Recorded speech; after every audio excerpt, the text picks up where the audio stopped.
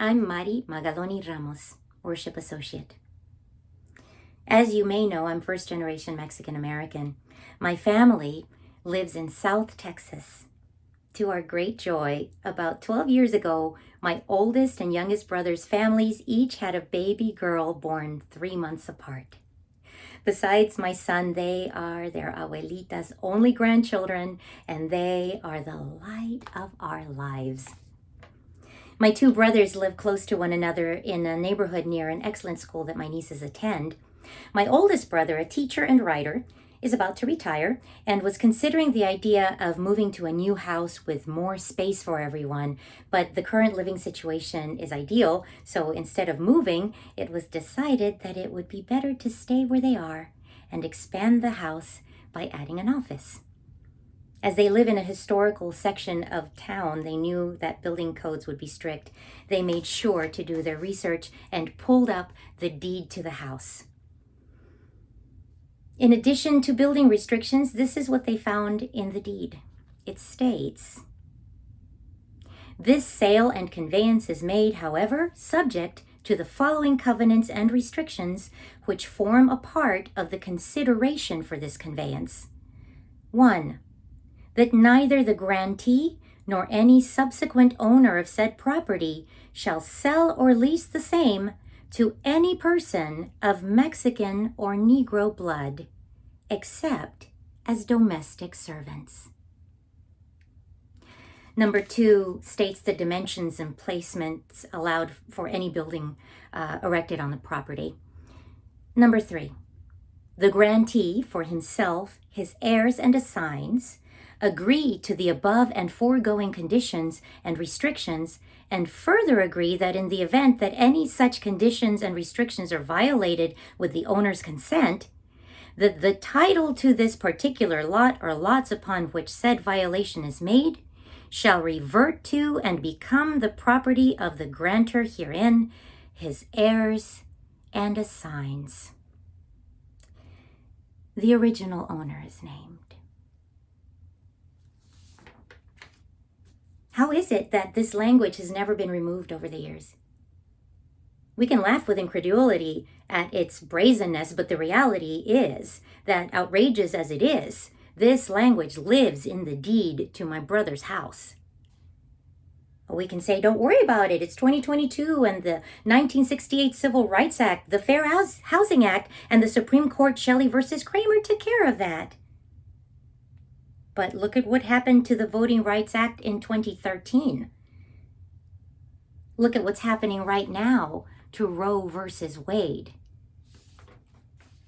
Are the foundations of fair housing law and precedent also subject to the whims of political climate?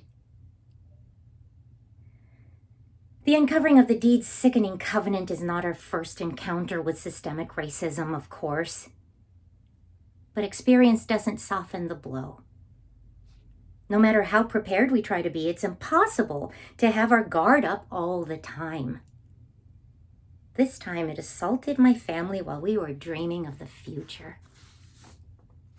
Maybe that's racism's superpower, the cynical ability to identify the sacred paths people travel when their hearts are laden with hope in order to ambush them. I wrote a poem about this. It's called Under the Floorboards.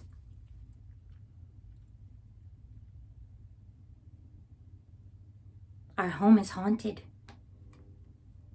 by ghosts who vow to hate us in perpetuity.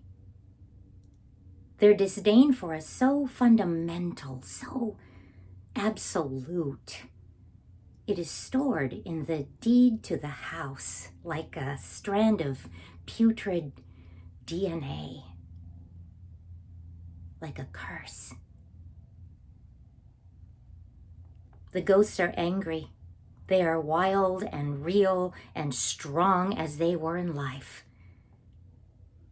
When our guard is down, when we sing our children to sleep, they pounce from dark corners, scratching, biting, screaming their hate. They follow us everywhere. I've seen them at the market. They haunt our schools, our hospitals, the bank. They sit at the pews in church. You tell me you don't believe in ghosts. You say you've never seen one. I tell you that you have. They manifest as empty spaces, gaps, where I and mine have been omitted. Turn out the lights.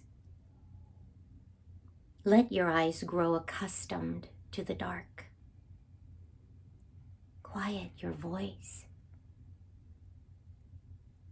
Let yourself be still. Then, when you are nothing but a beating heart,